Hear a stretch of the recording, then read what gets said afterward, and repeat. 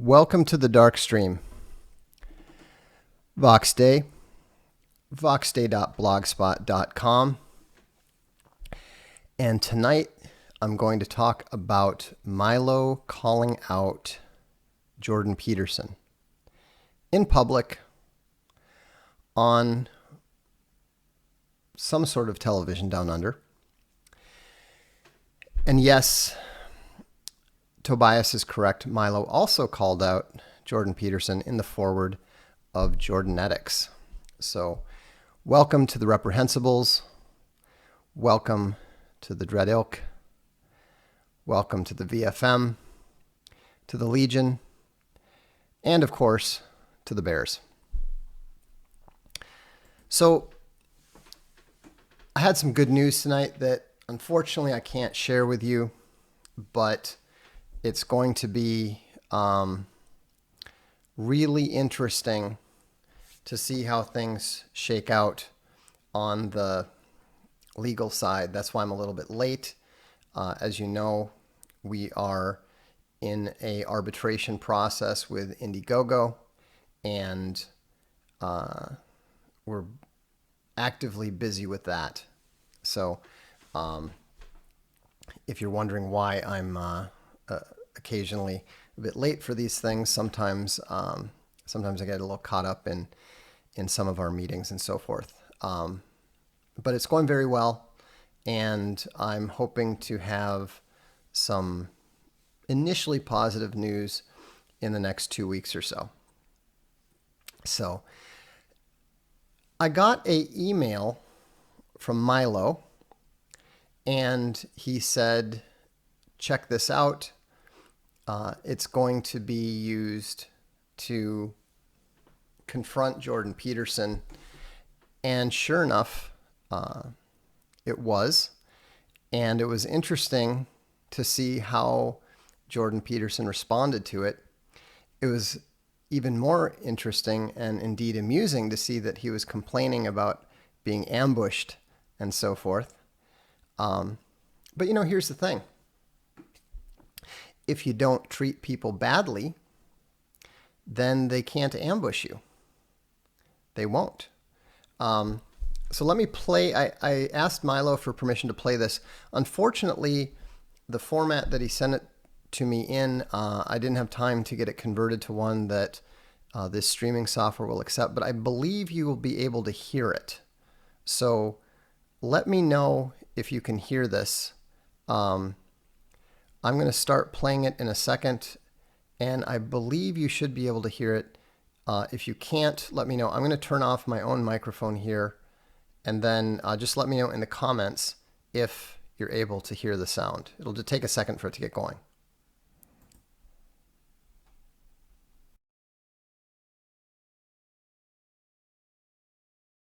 Hi, Dr. Peterson. It's Milo Yiannopoulos here. I had a question about your support for men and boys. And specifically, is there a gap between what you say and what you do?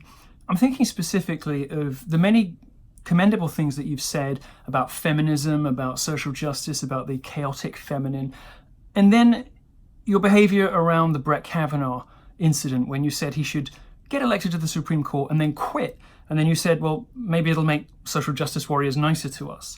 Then when the Covington Catholic boys, completely innocent boys, were being blitzed by the press, again, you stood by silently and did nothing. And these weren't the first occasions when you'd turned either on your allies or not come to the aid of somebody who really needed you, who was on your side of the argument. For instance, you ended Faith Goldie's career by disinviting her from a free speech panel because of a podcast she'd been on. And in front of an audience at the Aspen Festival of Ideas, when Barry Weiss from the New York Times asked you if I was a racist, you said that indeed I might be, even though you know I'm not.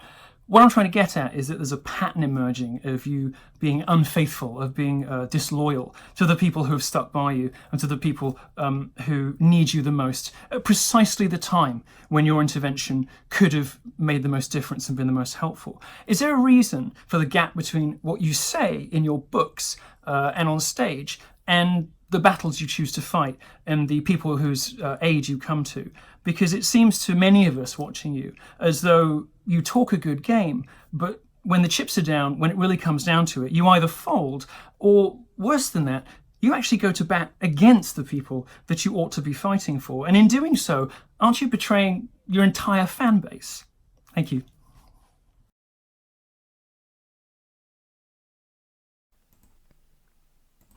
So that was Milo's question, which was played on Q&A. Now, I understand that it was a slightly different or an edited version of that was played. And what was interesting was that Peterson handled it in what superficially looked like a fairly reasonable manner. He actually he actually apologized to Milo twice, saying that I'm sorry, etc., etc. But the response that he said about everything else, he apologized and he tried to excuse himself for going along with what Barry Weiss said about Milo, and he tried to go along with it, or he just said, well, I was in a very hostile and surreal environment, and I was taken by surprise, and so I'm sorry that I did that. I apologize, etc., etc. But what he was trying to do there is he was trying to play Milo. He was attempting to get Milo to focus only on himself. Milo wasn't just calling him out about Jordan Peterson's treatment of him. He was talking about a pattern of behavior. He was talking about the way in which Peterson has this big act about how much he cares about young men and so forth. But every single time there is a man getting ambushed by SJWs, whether it's Brett Kavanaugh, whether it's the Covington kids, it doesn't matter who it is. When they come under attack, Peterson either abandons them, cuts them off, or sells them out. And this is a pattern. Milo's noticed this. I've noticed it. Now, I don't expect anything more out of him, so I'm not at all disappointed. But what's interesting is that in his response, Peterson apologized to Milo because, there Milo was. He had to address it. And he said, well, as for everything else, I disagree with your description of the situation. What was there to disagree with? Milo was simply pointing out the facts about how he banned Faith Goldie and trashed her reputation, how he encouraged Brett Kavanaugh to resign from the position of the Chief Justice of the Supreme Court, which, by the way, if you've read Jordanetics, Peterson is such a freaking ignoramus. He is so clueless that he didn't even realize what position Kavanaugh had been nominated and confirmed for.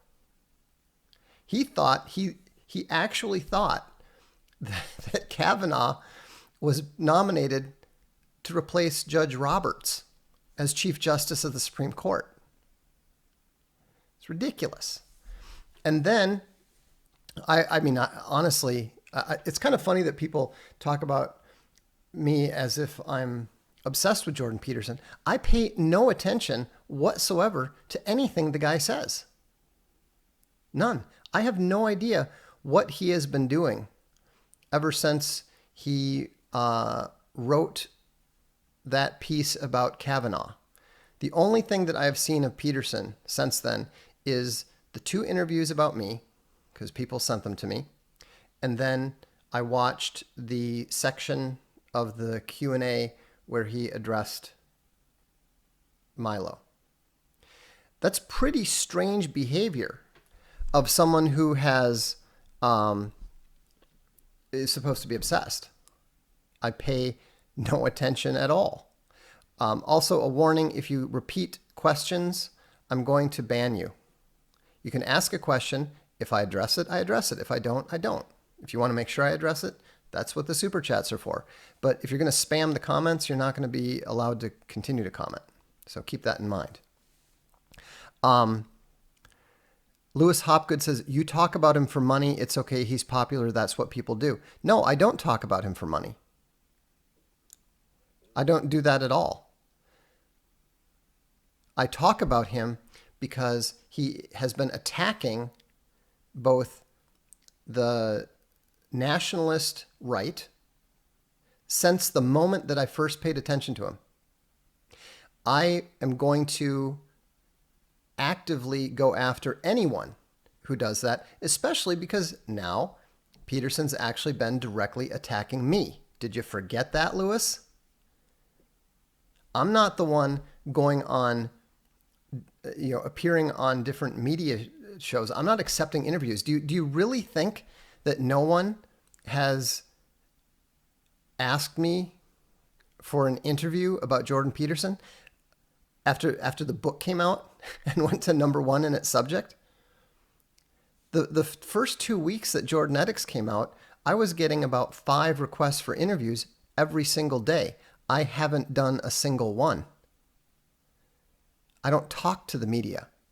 I'm not a fame whore like Jordan Peterson. All right? But I want you to notice what Peterson was doing there. It was more wizardry.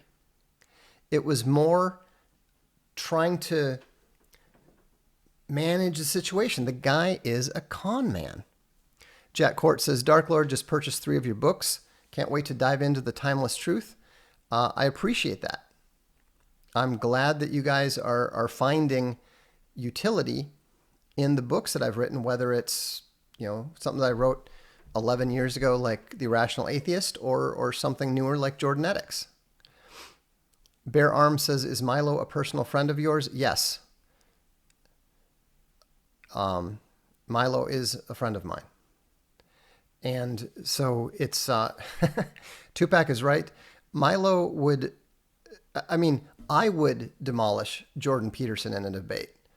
Milo would publicly humiliate him to the point that he might actually cry on stage. Daniel Paula says, leave the stream and go clean your rooms. Mayor Macbeth is right. Fake apology and backpedal. So, the thing that you need to look at what is there and what is not there. I'll give you an example. It's so easy when you see what is there and it confirms what you think to not see the second part of it. For example, and I can talk about this because this is in public. You can look at it on the Indiegogo site right now. We were preparing our case, and what was amazing was that I looked at it. 2 very good lawyers looked at it. People that were on the other side who disagreed with us were arguing with us about it. They looked at it too. And okay, Lefty, you're gone. This is boring. Okay, you're banned. If you're bored, go away. There's no need for you to try to comment about how bored you are. Okay? If you're doing that, what you're trying to do is you're trying to demoralize other people. So just go away quietly. I don't care. I didn't ask you to come here. If you're not interested in what I'm talking about, that's okay. I respect that. But then go away. Don't talk about it. No, I didn't. Stovokor said, Vox, did you see the moment in the program last night when Peterson broke down for a moment and expressed his resentment for being thrown to the wolves? Hostile crowd and panel. Peterson is soft. He expects people to be... have you ever noticed that he loves to talk about how much people thank him and how appreciative they are for him. And he talks about it all the time. He talks about it more than I talk about being intelligent. Imagine that. And so, anyhow, let's get back to what I was talking about missing. So we have this situation with Indiegogo where we did a campaign, and after it closed down, they shut it off and refused to pay us the money they owed us. So we're working on that through the correct channels. But here's the interesting thing, and the thing that we missed is literally in the third paragraph of their terms of use, it says, the money is yours. We are just your agent. Any money that comes to us is exactly the same as if it had gone directly to you. Now, maybe this is relevant. Yes. I mean, it's the entire case right there. And somehow I missed it. The very good lawyers missed it. The people who are trying to argue with us and say we didn't have a case missed it. How on earth do you manage to miss something that significant? Well, it's very easy. The reason everybody missed it is that it's in a section that says service fees. And the first sentence of that section is talking about how they have the right to get paid their fees. And so every single one of these very intelligent, very astute, very skilled people completely missed it because we saw what was there. And our brain just skipped over the need to read the whole thing closely. Because when you read, especially if you're a fast reader, you basically, your eye grabs part of it, quickly processes it, and then decides like whether you really need to dig into the detail or not. And so, we read service fees, confirmed that it was about service fees, and didn't really closely read the very relevant sentence. Now, fortunately, because of something else that I had missed, one of the lawyers had actually raised this very point with regards to, he had correctly gleaned that there was a fiduciary agent relationship just dictated by the nature of the relationship. And so when I went back to read the whole thing much more closely, I went, oh, boom, there it is. I couldn't believe it. I couldn't believe, A, that it was so clear-cut, black and white. And then I also couldn't believe that we had all missed it.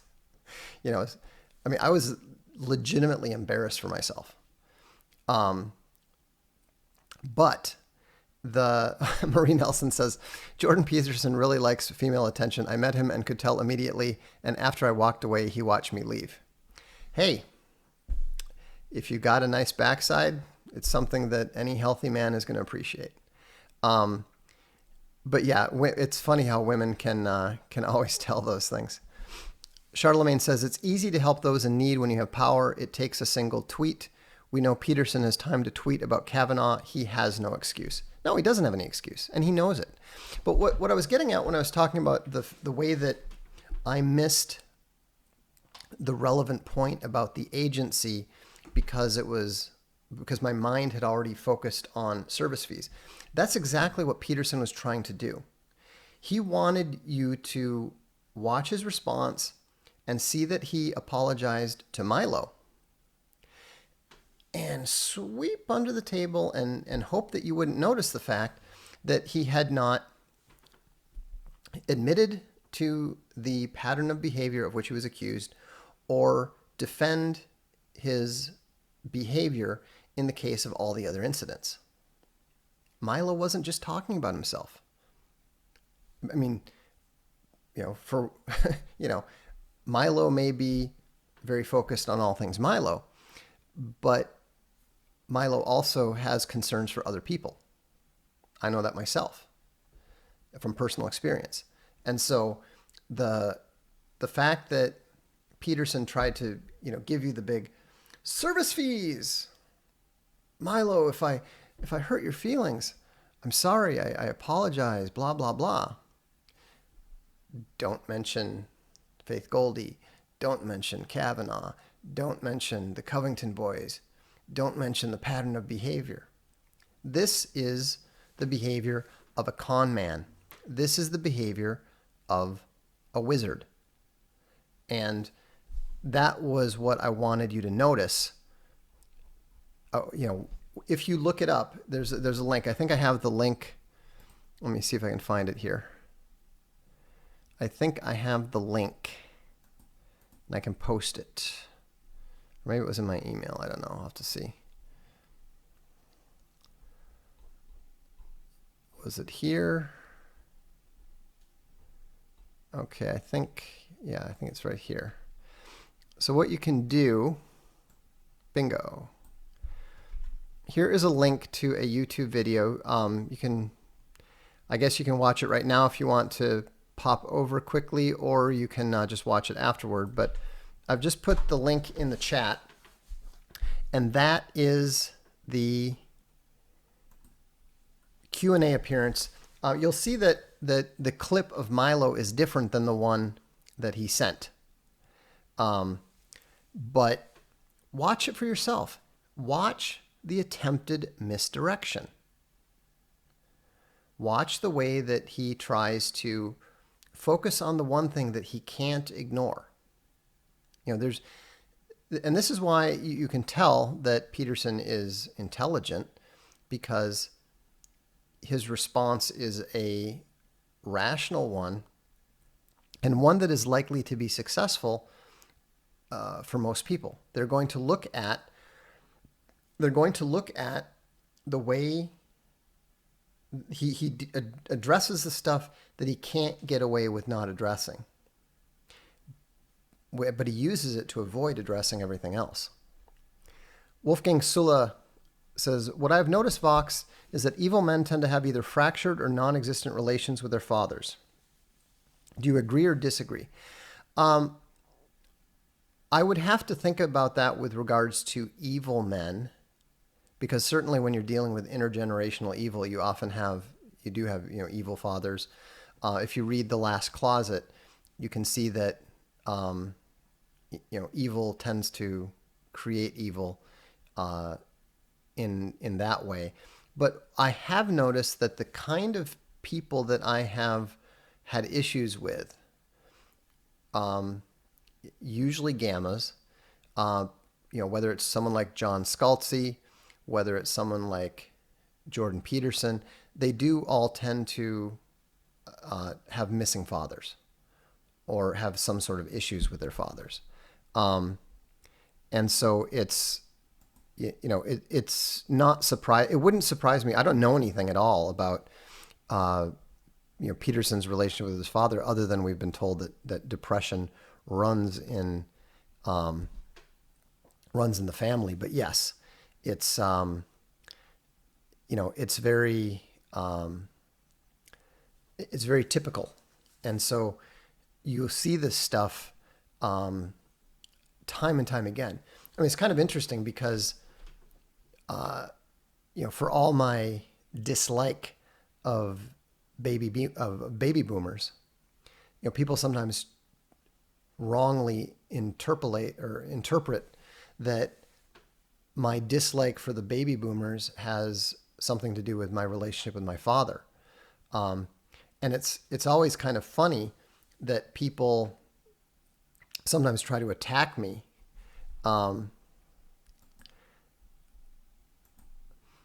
That's got to be incredibly dumb.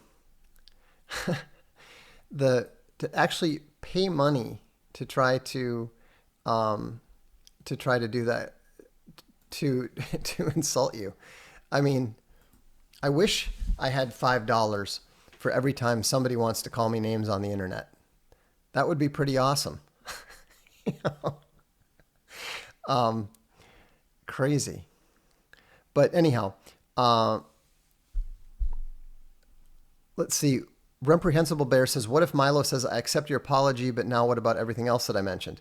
Oh, I have no doubt that that is Milo's most likely response. Milo is a very, very smart guy. This is something that I think he doesn't get anywhere nearly enough credit for. You know, people think, "Oh, he's charming," and "Oh, he's funny," and stuff.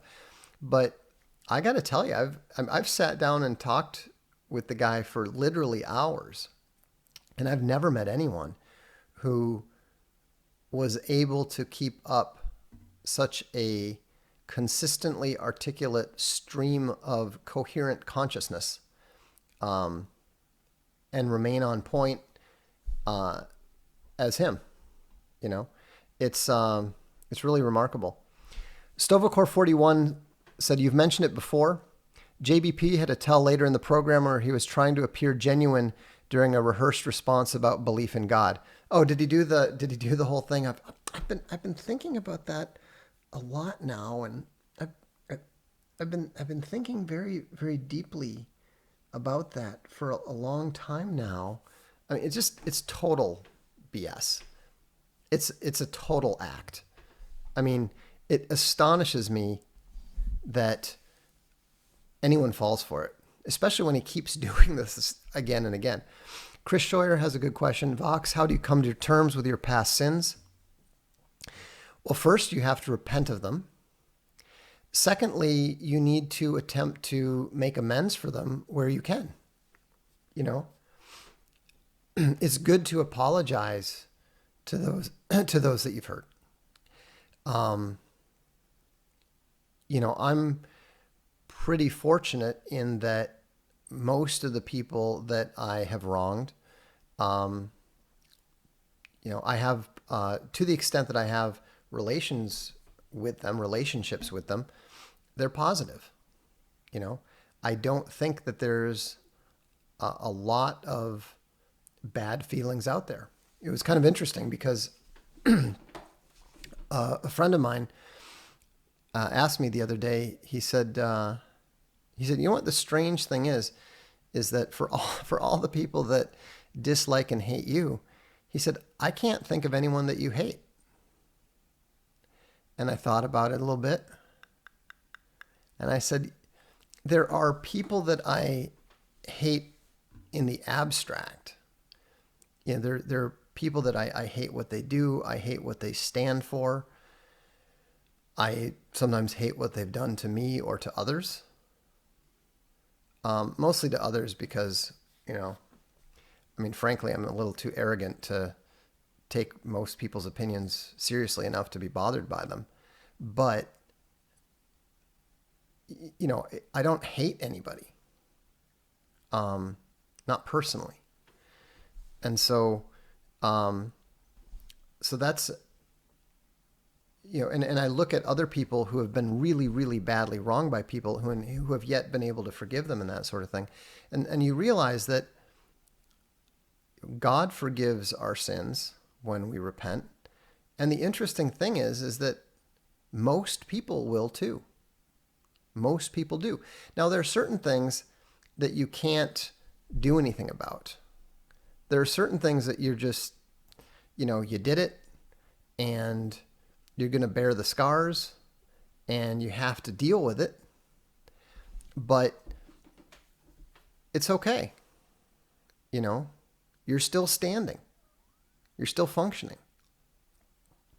I think many of us are guilty of moral failures, of social faux pas, and other acts that we would be ashamed of or even humiliated by everybody knowing about.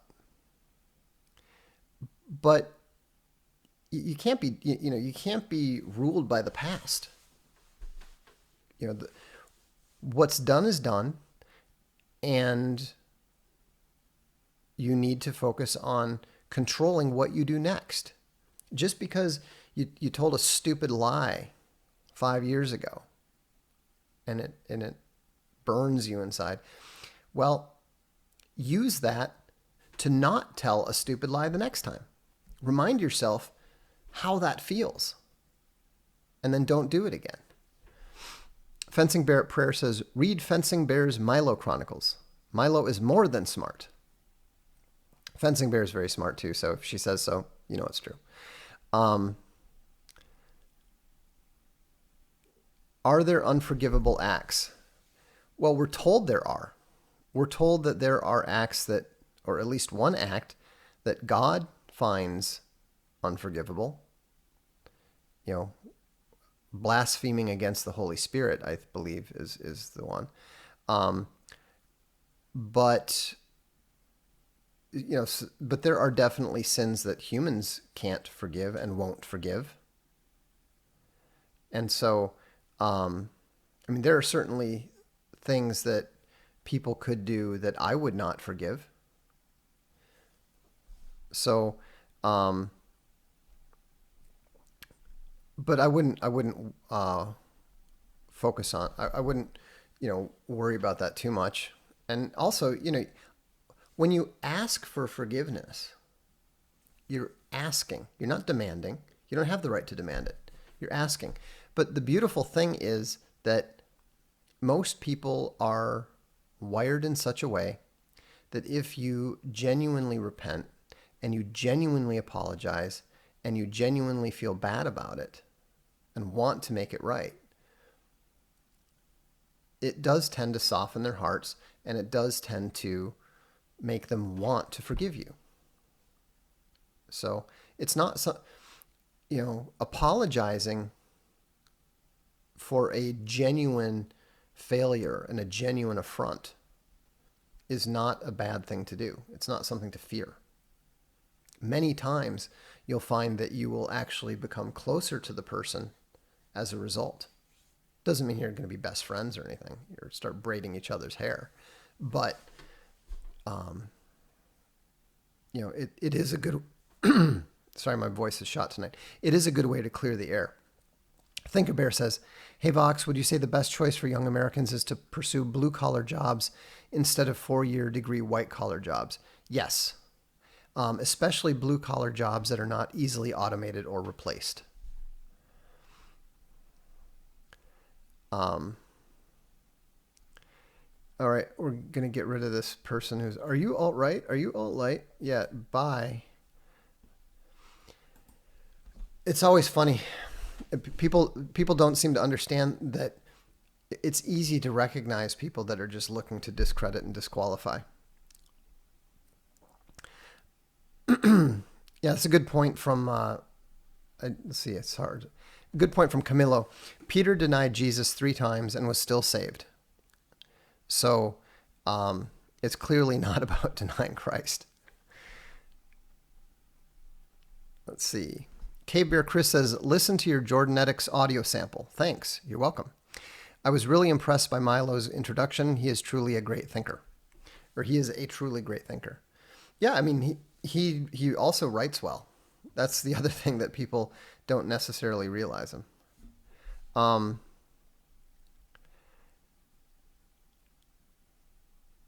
Good Lord. Fozzie Bear said, Cardinal Pell, 3rd highest in the Vatican, just this minute, found guilty of raping a 13-year-old boy. Yeah, they need to bring back the Inquisition in a bad way.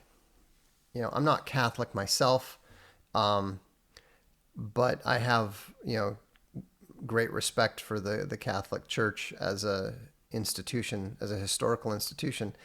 But that is a converged institution that desperately needs a serious, stable cleaning and possibly, fumigation and fire.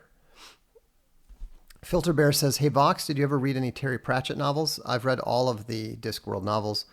A bit juvenile, but I reread Going Postal Making Money the other day, and he explores verbal wizardry in a way that I missed the first time around.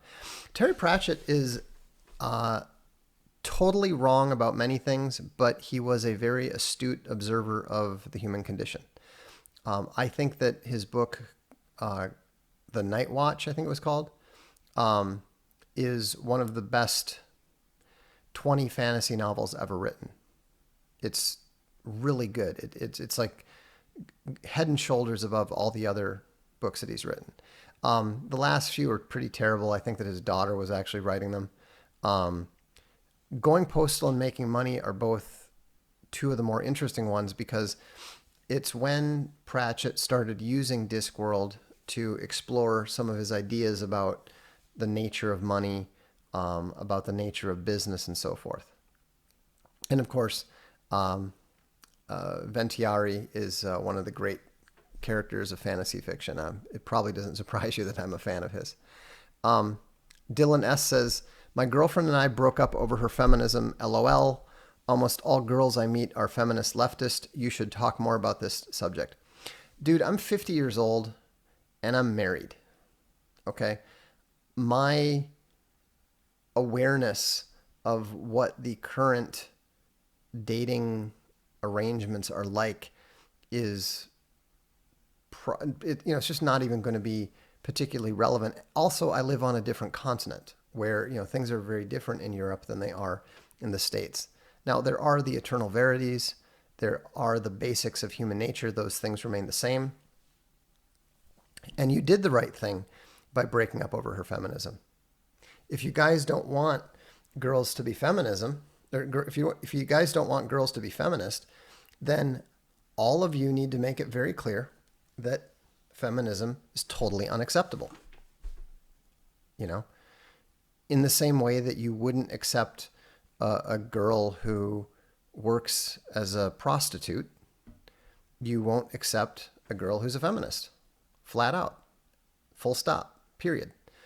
And when women realize that men will not accept that, they will stop. They will respond by moving away from it.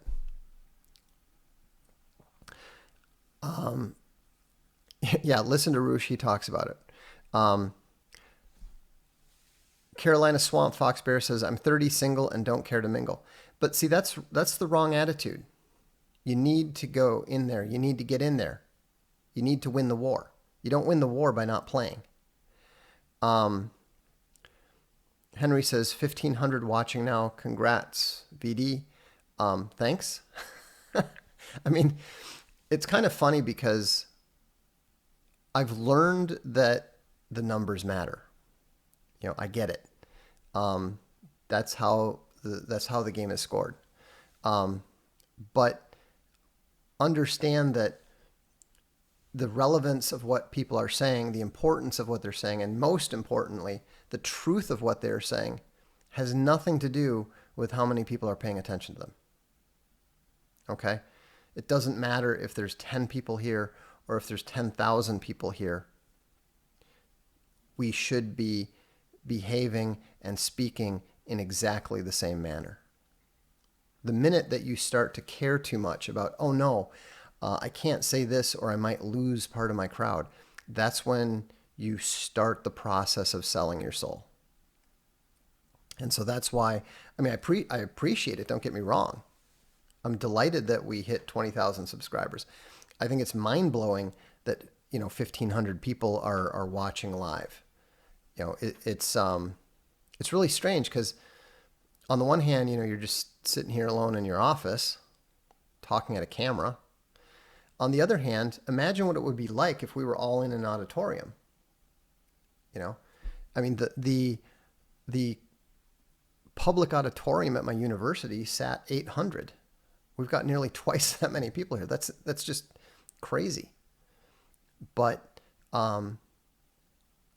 it's yeah. Larson Dillon points out, I can't do that. Jordan B. Peterson. You don't have to sell out in order to speak the truth. And you shouldn't sell out for fear of people turning away from you. Freedom or War says, amen, you are solid. Well, it's when I did the Israel stream the other day, I knew that people were going to be unsubscribing. it was sure enough, after it was one of the first streams I ever did where there were fewer subscribers at the end of it than at the beginning. But that's fine. And I'm not talking about what Owen means when he talks about burning the deadwood. I mean, it's fine because if people don't want to hear what I'm saying, that's okay. I don't expect you to agree. I don't even expect you to understand. If you do understand, wonderful. If you do agree, that's great. But I can't change my perception of the truth. I can't change what I'm saying because you don't like it. Freedom or War says, your strength and conviction means more than what you say in some regard. That can be dangerous because crazy people have a lot of conviction in what they say sometimes. I mean, it's all a combination. Vox, is there an example of the redemption story amongst contemporary figures? Who is our modern Saul to Paul, and does it matter? Well, I am one.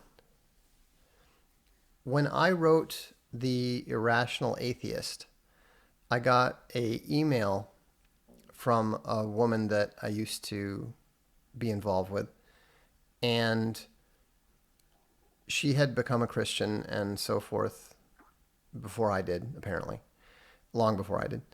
And it was interesting because she said, I haven't read this book yet, but she said, as far as I'm concerned, the fact that you, of all people, wrote this book is proof that there is a God. In fact, one of the reasons that I became a Christian was a friend who suddenly started behaving in such a totally uncharacteristic way that I asked him about it. I mean, this guy was sharp, very clever, always, looking for an edge, finding the edge, taking advantage of any mistake that anyone else might make. Good guy, but very much on what you would call the sharp side. And one day I heard him on the phone talking to his credit card company, and he was telling them that they didn't need to pay him back the money that they were going to pay him because his wallet was stolen after he had made the charges. Because they said, okay, well, we've seen that there was you reported your wallet was stolen, the credit card was stolen, and then we have a number of charges that were made that day, so we'll cancel them. And he said, no, don't do that. I made those charges before my wallet was stolen.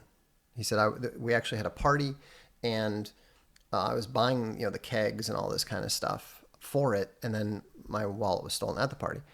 And I heard this, and I said, what happened to you? Who are you? The kind of guy he was, he would have absolutely said, oh yeah, great, wonderful. Their mistake, their screw up, his advantage, boom, no problem. And he said a little bit sheepishly, yeah, you wouldn't know because you don't, get up until 2 p.m, but I've been going to church with our other housemate and his girlfriend, and I'm a Christian now. I was really astonished, but that made a huge impression on me. So that whole Saul to Paul conversion, even in small variants of it, it makes a big impression on the people around you. Let's see here. Freedom or War, we got that one. There's one after it. Freedom or War says, your information can be corrected, but your integrity is harder to fix. Well, that's correct. And that's why you have to be willing to admit that you're wrong. Because whatever pride you might have in being correct or whatever is not worth the cost of your integrity of clinging to something false. You know, if I'm wrong about people, if I was wrong about Jordan Peterson, I would tell you. If I am ever convinced that I have reached an incorrect conclusion about him, I will tell you. In fact, I've already done it. I used to think that Peterson was very intelligent, possibly even more intelligent than I am. I no longer believe that. I was wrong. I think he has an IQ of around 120, oriented towards the verbal. If I am wrong about any of these other things that I've written, I will tell you. So far, I haven't seen that. You know, even Jordan Peterson hasn't dared to try to directly contradict anything that I've written. Notice that.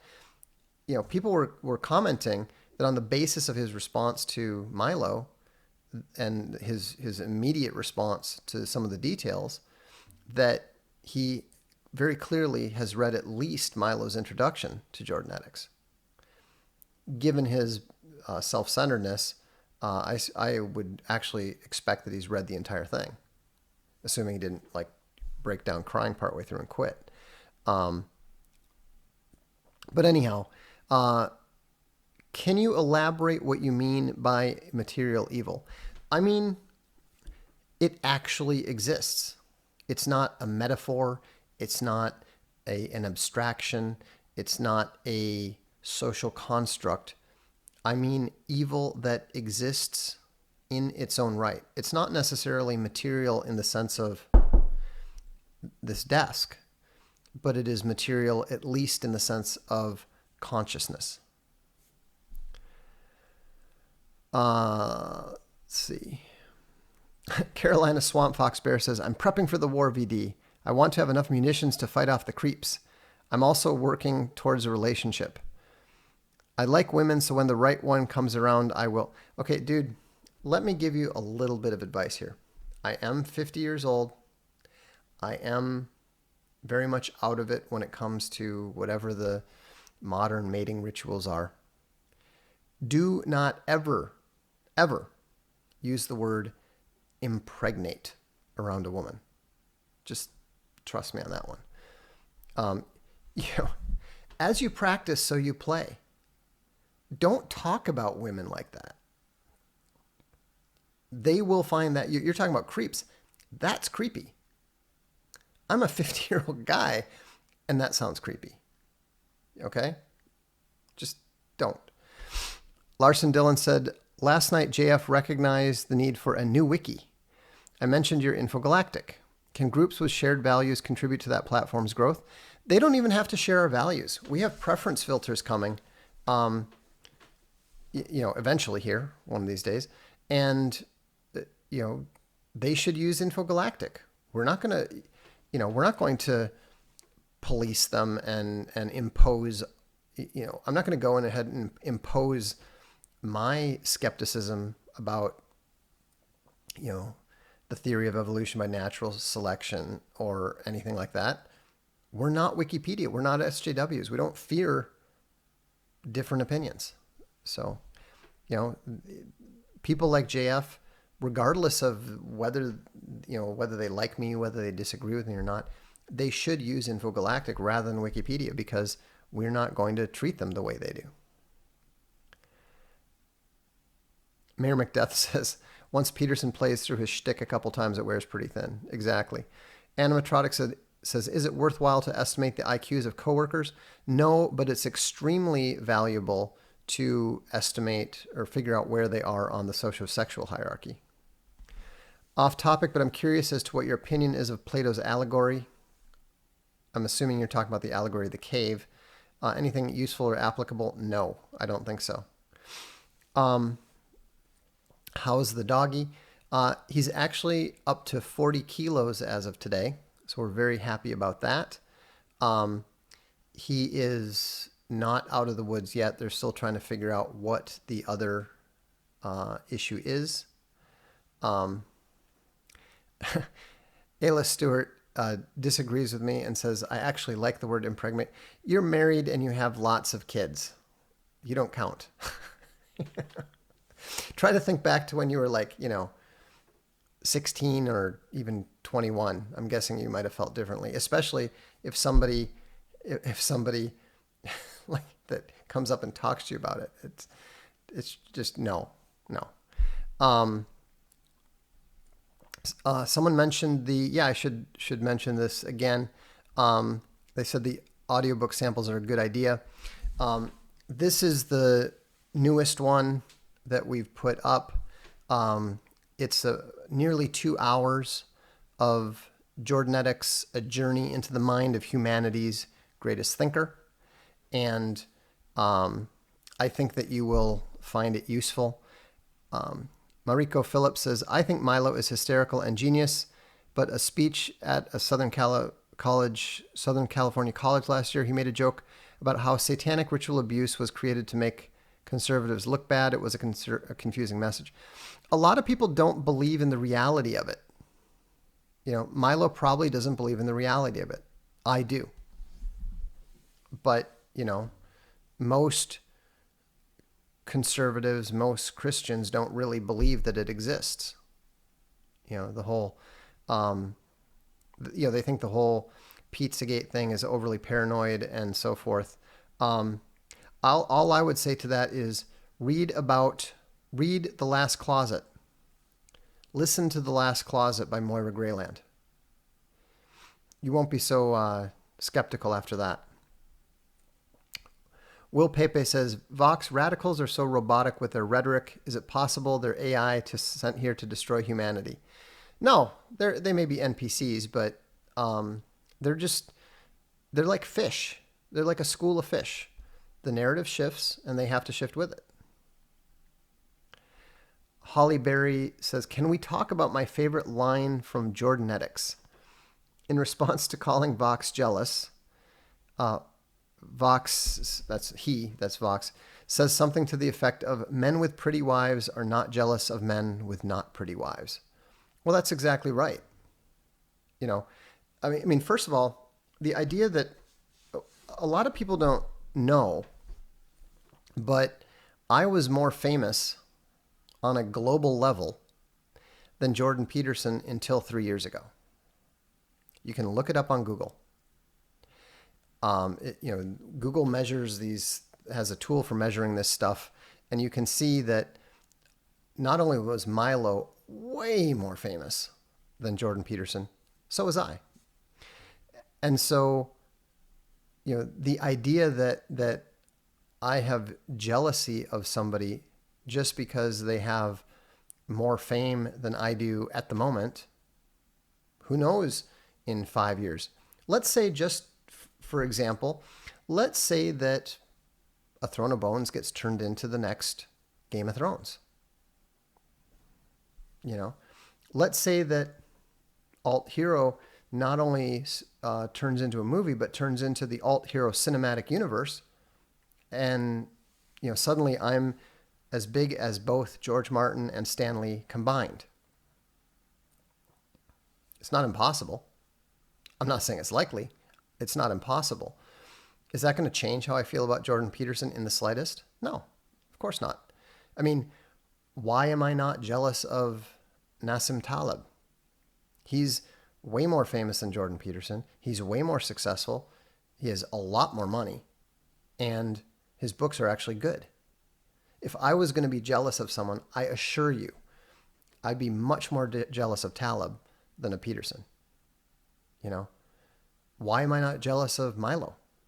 Milo is nearly as famous as Peterson and was much more well known. No one's ever accused me of being jealous of Milo. I guarantee you, Milo has a better time living his life than Jordan Peterson does. And yes, my wife is very attractive. I mean, even at our advanced age, she is still one of the, hottest girls at the gym. And, I'm fortunate in that regard. And I definitely don't envy Jordan Peterson in that regard. So you you can look him up on the internet if you want. It's pretty clear. Talib, who? Shame on you. Shame, shame, shame. N.N. Talib, author of The Black Swan, Anti-Fragile, Proteus's Bed, or whatever it's called. I've got a complete collection of his works. He's a brilliant man, and he is definitely worth reading. Yeah, actually, Rob DeZille points out, I actually did a presentation I think it's the one on marked men. Scott Allen says, have you seen Cernovich's Hoaxed? And if so, what did you think? I've seen part of it. I haven't actually watched the whole thing yet. I really should. But I very much like what I've done. It's extremely professional. Good documentary. And I would definitely recommend watching it. Duralex Sedlex writes, after learning about Elizabeth Bathory, I decided never to assume a bottom for human evil. Yeah, I'm very suspicious of people like Jordan Peterson who denigrate, very much denigrate conspiracies and so forth. It's all a lot of people don't know that Peterson was involved in helping poo-poo the possibility of a conspiracy of a pedophile ring that had actually, it was a real pedophile ring, and there appears to have been a cover-up, and Peterson actually was brought in to help bolster the idea that there was no cover-up. If you notice, he does that a lot. In fact, the first time that he came to my attention was his whole thing talking about no conspiracy, no conspiracy. He's very, very focused on trying to prove that there's no conspiracy, no cover-up. But what do we know about him? He's a habitual liar. Let's see.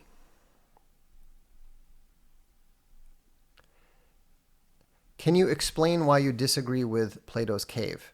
I'm not going to do it off the top of my head. Surely you know me better than that. I just heard all the Selenoth fans suddenly groan and say, damn it. Now instead of getting a Sea of Skulls done, Fox is going to write a book about Plato's cave. I'm not going to write a book about Plato's cave. Yet. I will not write a book about Plato's cave before I finish the extended edition of A Sea of Skulls. I promise. That being said, let me address it in more detail. So, I'm not saying it's not a masterpiece. It's a classic, but I'm an Aristotelian. I intensely dislike Plato. I don't think very much of him. I never have. I mean, from the time that I read The Death of Socrates in the children's classics or whatever, the set that my parents had and that I raised my kids on, I've always felt that Plato / Socrates was fundamentally wrong. When my feeling upon reading The Death of Socrates for the first time was, number one, Socrates was a drama queen, and number two, they were probably right to execute him in the context. So anyhow, that's not the answer that you're looking for. I know that, but let me read it again. I mean, I probably haven't read the Allergy or the Allegory of the Cave for 30 to 35 years. So I would like to reread it before I say anything conclusive about it. Medbear says, off topic, but Tommy Robinson dropped his documentary and is already at 100K plus views. Seems to be spreading quickly and mobilizing Brits. Cautious hope? I don't know. I don't really know. I don't really know what's up. No, also that's a lie. Milo has never ever admitted that he's a pedo. He is not a pedo. He was the victim of pedos. If you're saying that, you're lying and you are banned. So, anyhow, cautious hope. I think the larger hope for Britain is the fact that Brexit is going to happen and all their efforts to try to get around it are failing. We'll see if it actually happens, but we'll see.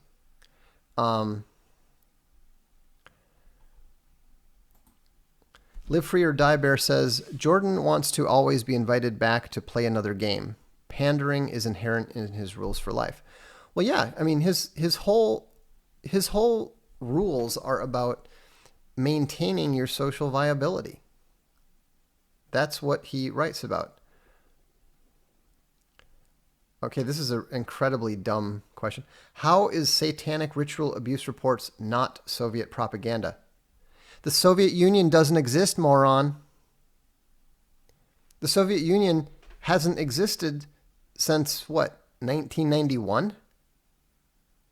And yet there are still reports of satanic ritual abuse. Okay? That's just ridiculous. It's so dumb that I don't think I can even ban it. So, anyhow, well, thank you for tuning in tonight. I think it's time to bring it to a close. So I would encourage you to check out not just Jordanetics, but also check out our audiobooks. We've got, I think, 5 samples that run from 45 minutes to 2 hours. We're going to be adding new samples every other day. And so we'll look forward to seeing you the next time. This is the Darkstream. I'm Vox Day.